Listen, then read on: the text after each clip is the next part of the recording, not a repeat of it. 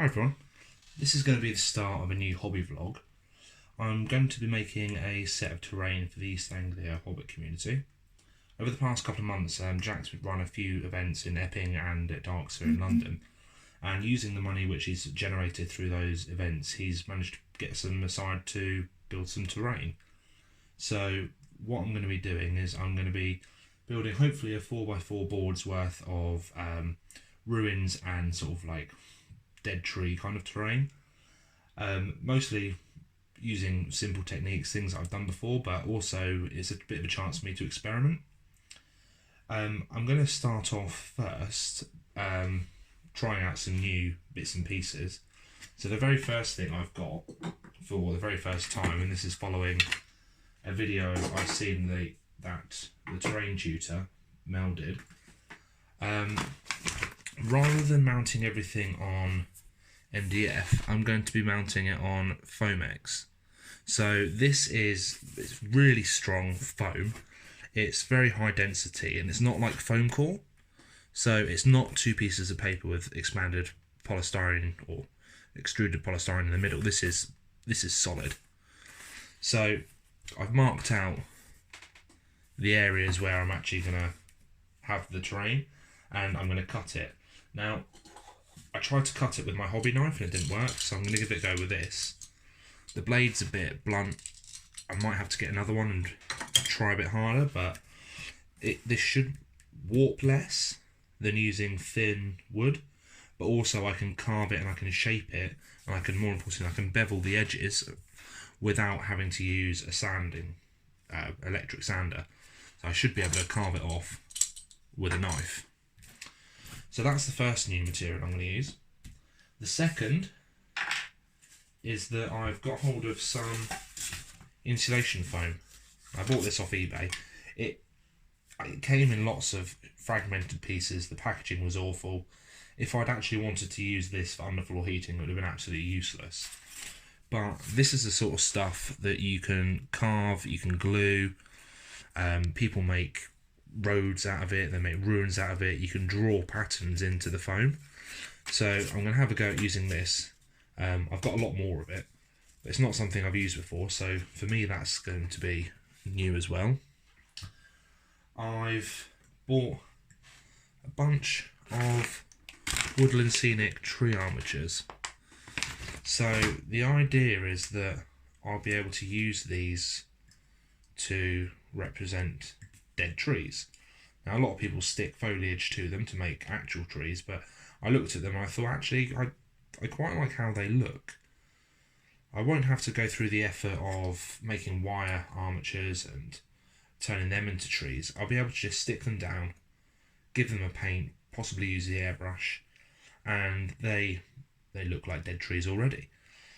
The only one downside I've noticed so far is, of course, that they come flat. They're two-dimensional. So that means when I'm twisting them, I'm having to twist the entire armature round at sort of like angles, almost like spiraling it. Because as you can see here, these bottom branches are a little bit 2D. But I think once they're glued down, they've got some paint on them, they can pop in and out as well. It's quite a tight fit.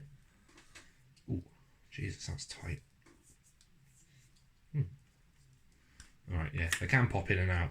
So I could make the boards so people can pop the trees out and pop them back in. But that's possibly going to be a bit too much effort to bother someone just glue them in permanently. So yeah, those are new. I've got 12 of those. They're between 5 and 7 inches, so it'll be interesting to experiment with what I can do with that. Again, not something I've used before. Something I have used, Renedra plastic ruins. Very generic, easy to paint, good scale for Lord of the Rings, which is what this is intended for. Let's grab a model. So they scale very well. So there'll be a couple of bits of scattered terrain featuring these, possibly with some more bits and pieces built out of this foam. I'll have to see what I can do. Now, these ones, I think it might be Spellcrow, Stormcrow, something like that. They're available on eBay, and that's where I got them from. And I think this was between £15 and £18 for the set. But these are really lovely. Resin cast ruins. Really nicely detailed. Very little cleaning up needed. And they don't look too dissimilar from the Renedra stuff. I'm just going to focus on that.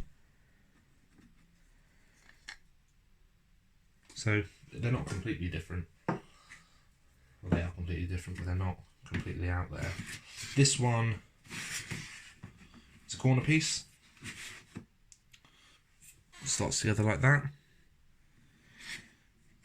Again, these will be based up, so what I've sketched out some areas here, so that'll go like that.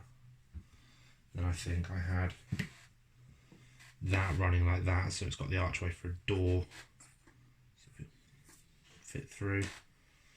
These I had like that, but I might make the base areas a bit bigger so you can get some bits and pieces, or maybe not. I might keep them smaller actually, so that they're a bit more usable in game. Because some of the other stuff I've done previously, I've made the bases really big, and then you kind of you plonk it down on the table, and it's kind of, well, that is the main feature. That is the middle of the board. It can't really go anywhere else because otherwise people will avoid it completely. So I'll probably do that. I'll make some bits and pieces with some foam. I've saved an egg carton so that I can use this to make stone slabs to give some texture to the ground. But yeah, it's all in all. I might elevate some of these on some polystyrene just to make it a little bit more interesting, but I'll see how I go. So I'll come back probably in a couple of weeks when I've made some progress on this, and I'll show you all what I've got. So I've made some good progress on these ruins over the last few days. I probably should have come in to make a video a bit earlier just to show what I've been up to, but I really got into these and I've been enjoying it. So what I'm going to do now is just sort of like run through what I've done so far and my thoughts on some of the materials I've used and how they've turned out. So first up, as you can see, I've done a number of different bases. Just basing the ruins up slightly differently to make them stand out. The biggest and the most obvious is this large corner piece. So I think it's either Spellcrow or Stormcrow, I believe, that make this piece. And as I showed in the first video, it's 2 pieces of resin. What I've done is I've kind of like mounted it on a bit of foam, put some egg carton tiles down, had a go at making some foam bricks and some foam steps just to sort of like add a little bit of detail. Added some grit to the bottom, and I airbrushed it, and I've just finished dry brushing it. So first things first, the bricks that I made out of insulation foam, I tried to seal these using watered down polyfiller. I'd seen a video by the train tutor where he rubs some polyfiller over some expanded foam before spraying it, and it seemed to be fine. But as you can see, it seems to have shrunk away. You can see it best on some of the others. So here, these were bricks, and now they've all just sort of sunk and shriveled up. It's not the worst thing in the world. I mean, it makes it look weathered. It's not actually had a bad effect on the wall, but the downside to using filler again was that it lost some of the detail. So I'm going to have a go with that again and try something different. I've had watered down PVA glue suggested as a way to stop it from disintegrating, so I might give that a go. Secondly, I was impatient. I shaped the foam, but only very roughly, so some of the edges look a bit sharp. So, but at the same time, I can live with that because it looks like it's been raised onto a mound, like it's been intentionally put there. So it's easier to explain away a very sort of like angular edge. It's painted up really well. It looks good. I'm going for a slightly different colour scheme than I've done before, because before my ruins have all been quite grey, so I've tried to go for a slightly lighter white colour, so it looks good.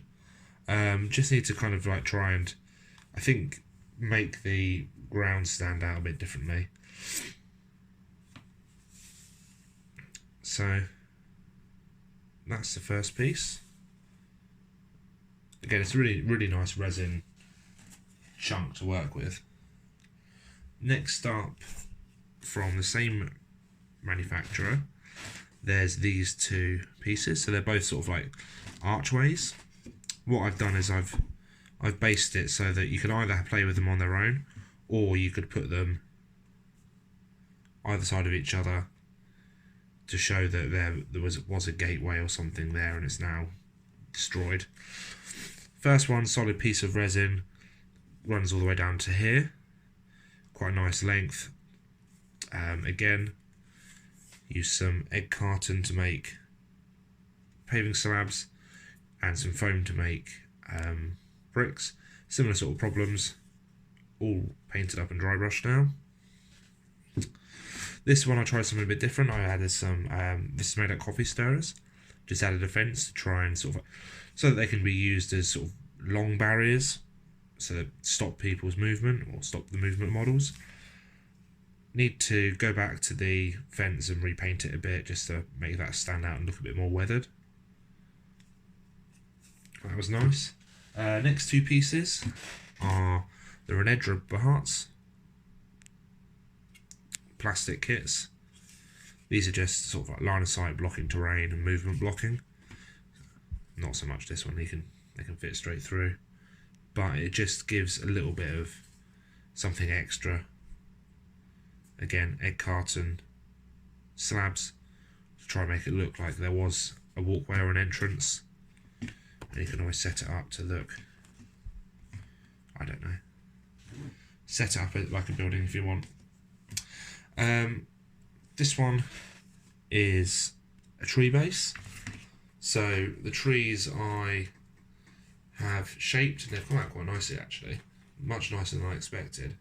I've shaped them up, I've sprayed them and I've washed them.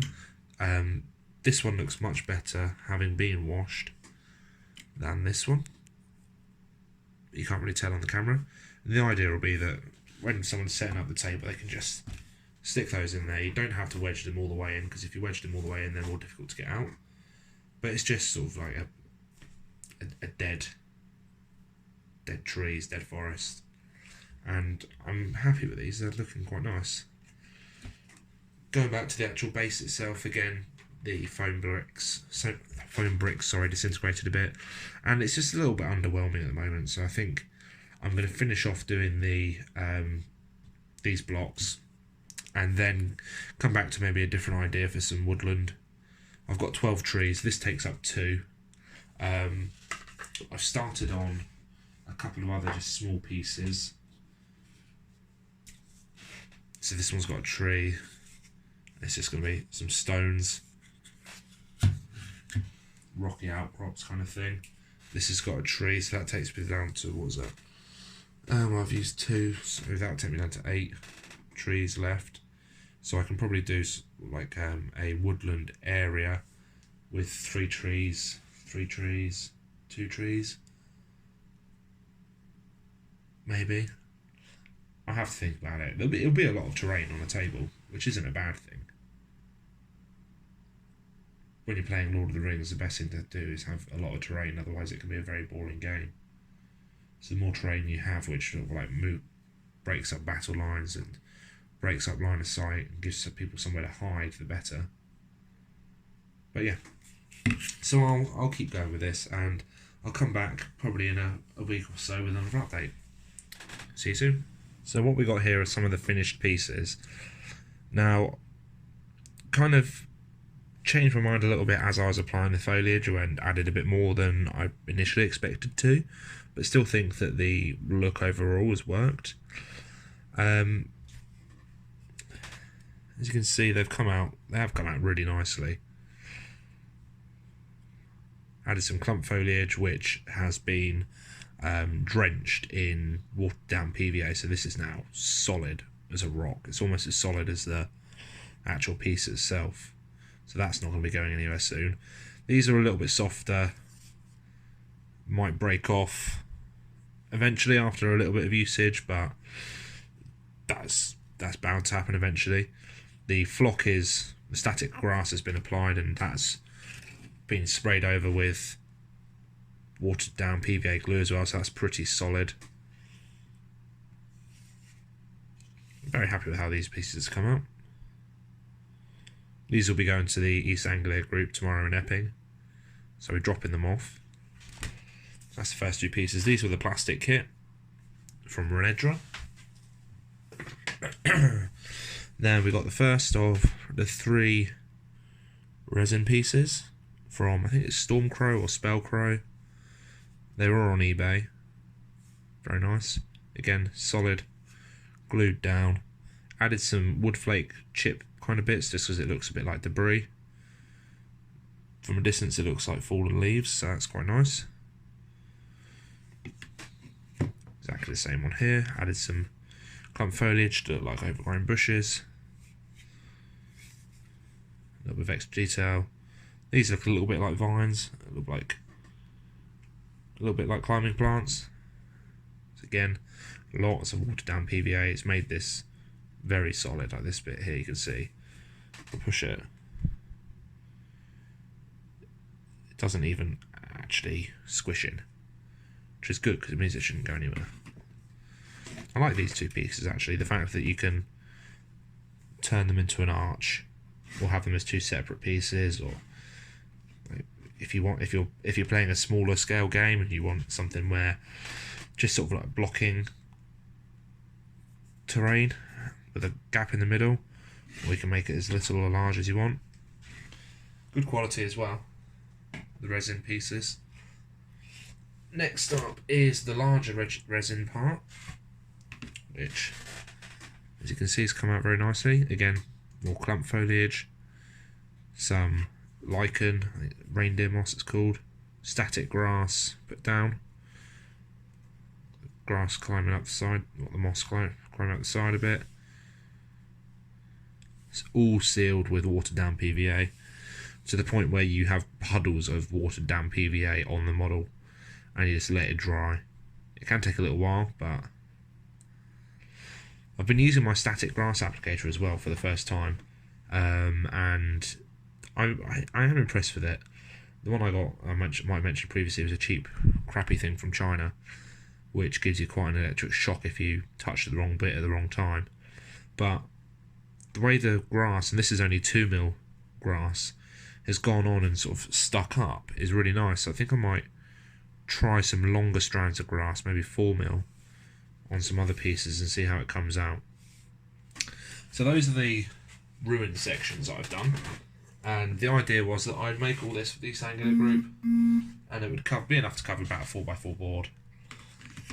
Next up, we've got some of these pieces. So initially my original thought was to make woodland pieces.